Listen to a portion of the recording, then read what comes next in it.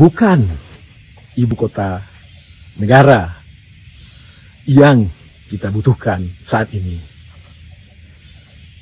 Ibu kota negara hanyalah simbol dari istana, kantor-kantor, beton-beton, dan segala macam.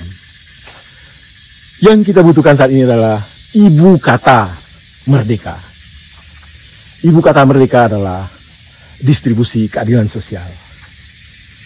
Jadi mari berfokus kepada ibu kata negara. Mari berfokus kepada ibu kata merdeka. Apa itu? Distribusi keadilan sosial. Semuanya kita kenal yang perlu gratis kita bayar. Subscribe. Assalamualaikum warahmatullahi wabarakatuh. Apa kabar teman-teman sobat Kicau Jelata? Senang jumpa lagi dengan teman-teman. Mudah-mudahan kita semua selalu dalam keadaan sehat dan tentu saja harus tetap semangat. Ini adalah hari ke-6 pasca Idul Fitri. Pagi ini Bang Kica ada di Balai Besar Taman Nasional Gunung Pangrango, Bogor, Jawa Barat. Bang Kica ada di sini dalam rangka mendampingi istri untuk melakukan penelitian, dan ini adalah kali ke-5 Bang Kica mengunjungi Taman Nasional ini. Hari ini Bang Kica ingin berceloteh tentang ibu kota negara. Ya, pasca ditetapkannya undang-undang tentang IKN, baru-baru ini Pak Presiden kita telah menerbitkan aturan atau ketentuan lanjutan soal IKN, yaitu dengan diterbitkannya Kepres dan beberapa ketentuan lainnya. Artinya yang dapat kita ambil di sini bahwa pemerintah memang sangat serius untuk melanjutkan proyek ibu kota negara. Ibu kota negara yang dicanangkan atau dilakukan groundbreaking-nya itu di Kalimantan Timur, tepatnya di Pasir Penajem, yang saat ini adalah hutan. Jadi mari kita lihat bahwa ada persamaan keadaan Pasir Penajam saat ini barangkali lebih kurang sama dengan alam yang saat ini Bang Kica ada di tengah-tengahnya. Hutan heterogen penuh dengan aneka macam tumbuhan yang terbentuk dalam bilangan tentu ratusan tahun, bahkan mungkin jutaan tahun. Dan kita bisa bayangkan bahwa mungkin dalam 3-4 tahun ke depan tentu saja ada efek sampingan dari pembangunan ibu kota negara tersebut. Karena bagaimanapun juga yang namanya ibu kota pastilah di dalamnya ada istana, ada gedung perkantoran, dan berbagai macam fasilitas penunjang lainnya, yang tentu saja itu akan merubah landscape, lingkungan, ekosistem dari tempat di mana ibu kota negara tersebut dibangun. Kita tak hendak bicara soal apakah ibu kota tersebut memang saat ini kita perlukan atau tidak, karena bagaimanapun juga yang punya otoritas, yang punya wewenang telah memutuskan, dan itu sudah menjadi undang-undang. Tapi sebagai jelata, kita bolehlah melemparkan perspektif. Apakah begitu urgennya ibu kota negara saat ini, di mana ada banyak kondisi-kondisi objektif yang kalau kita mau sedikit berpikir waras, rasional, tentu kita perlu memperdebatkan soal urgensinya direalisir saat ini atau tidak. Karena kita tahu bahwa yang namanya setiap kegiatan pembangunan yang dibutuhkan adalah anggaran, budget. Dan kita tahu persis bahwa saat ini kondisi fiskal kita amat sangat beratnya, sehingga kita dihadapkan pada pilihan-pilihan yang mana yang harus didahulukan. Bang Kicca tak hendak bertutur atau membahas soal-soal yang menyangkut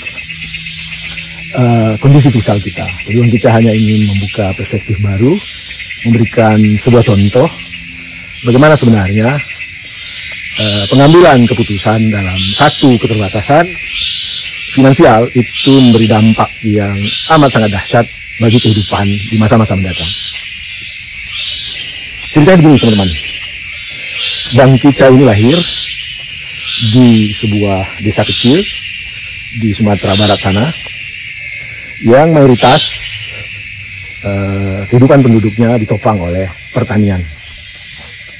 Di tahun-tahun 70-an, ketika Bang Kicca masih belia, satu hal yang menjadi simbol kemakmuran dari masyarakat atau dianggap sebagai simbol kemakmuran adalah rumah batu. Jadi saat itu siapapun yang punya rumah beton, batu seperti rumah-rumah di kota, maka keluarga tersebut dianggap sebagai keluarga yang mampu, sebagai keluarga yang sukses, sebagai keluarga yang mendapatkan penghargaan khusus dari masyarakat. Itulah persepsi yang terbentuk saat itu. Nah, banyak dari petani atau masyarakat itu mempunyai mimpi ingin memiliki rumah batu, rumah baru seperti rumahnya orang kota, dan mereka berlomba-lomba untuk membangun dengan berbagai macam bentuk yang mereka anggap sebagai simbol kemewahan. Ayah Bang Kicca, meskipun hanya tamat SD, tentu ayah dan ibu ya, punya prioritas lain. Bahwa dalam pandangan ayah Bang Kicca, saat itu rumah bukan merupakan prioritas utama, karena harus memilih terbatasnya sumber daya finansial. Maka ayah dan ibu memutuskan bahwa biarlah kita hidup di rumah yang apa adanya saat ini, rumah kayu, toh itu cukup untuk berlindung dari terik matahari dan guyur hujan. Ayah memprioritaskan bahwa sumber daya keuangan finansial mereka akan diprioritaskan untuk meningkatkan kapasitas pendidikan dari anak-anaknya. Jadi setiap sumber keuangan yang ayah dapatkan dari hasil bertani itu ditabung dan itu diperuntukkan bagi pendidikan anak-anaknya. Dan keyakinan ini didapatkan ayah dan ibu, meski mereka jujur tidak berpendidikan tinggi, itu berdasarkan pengamatan mereka bahwa teman-teman mereka, teman kecil mereka yang mendapatkan pendidikan bagus dari orang tuanya, dari keluarganya, saat ini kehidupan mereka jauh lebih mudah, jauh lebih makmur dibandingkan dengan teman-teman yang tidak mendapatkan pendidikan. Jadi ayah dan bunda Bang Kicca berkesimpulan bahwa pendidikan adalah satu cara, satu alat, satu tool untuk memberi penghidupan yang lebih bagus di kemudian hari bagi setiap orang. Dan tentu saja sebagai orang tua mereka fokus kepada anak-anaknya. Apa yang terjadi teman-teman? Setelah waktu berlalu, musim berganti, kami 6 orang anak dari orang tua kami, 5 diantaranya alhamdulillah bisa mereka sekolahkan, mendapatkan pendidikan yang lebih tinggi.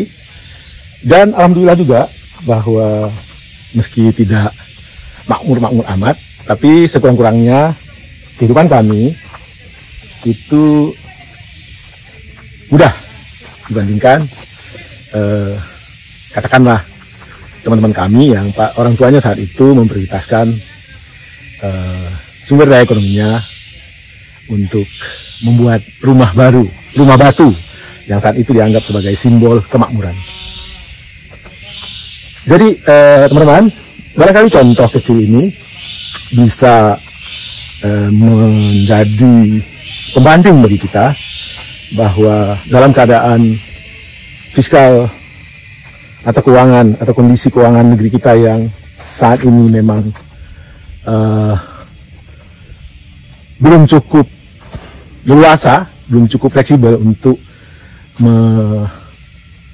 memutuskan atau mengambil semua opsi-opsi pilihan yang ada.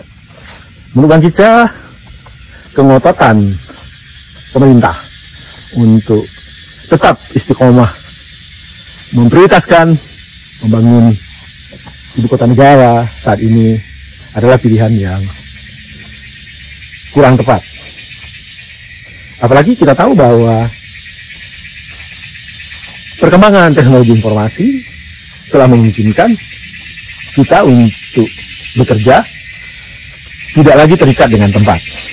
Dan itu sudah kita buktikan dalam 3 tahun menghadapi pandemi ini. Ternyata aktivitas usaha, aktivitas belajar mengajar, bahkan aktivitas kantor bahkan bisa kita lakukan di mana saja. Jadi sekali lagi amat sangat tidak tepat jika pilihan yang terbatas ini kita prioritaskan untuk membangun fisik. Belum lagi kalau kita kaji soal dampak dari pembangunan tersebut terhadap ekosistem. Dan banyak kajian yang telah dilakukan oleh para ahli-ahli lingkungan bahwa pembangunan ibu kota negara itu akan mengakibatkan dampak buruk terhadap lingkungan hidup di Kalimantan. Baik itu lingkungan alamnya maupun lingkungan sosial masyarakatnya.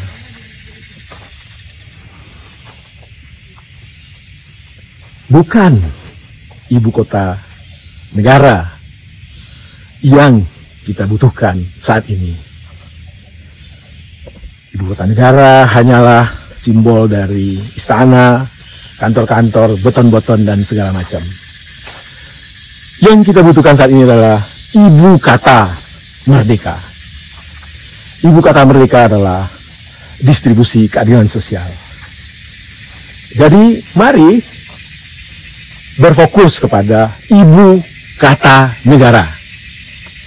Mari berfokus kepada ibu kata merdeka. Apa itu? Distribusi keadilan sosial. Distribusi keadilan sosial.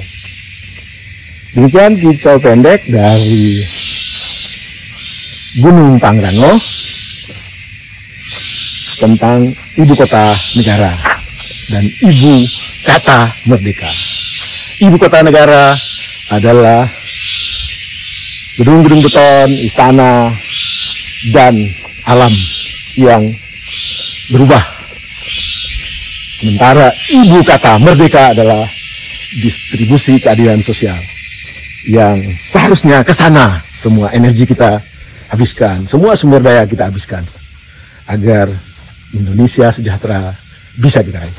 Wabillahi taufik wal hidayah. Wassalamualaikum warahmatullahi wabarakatuh.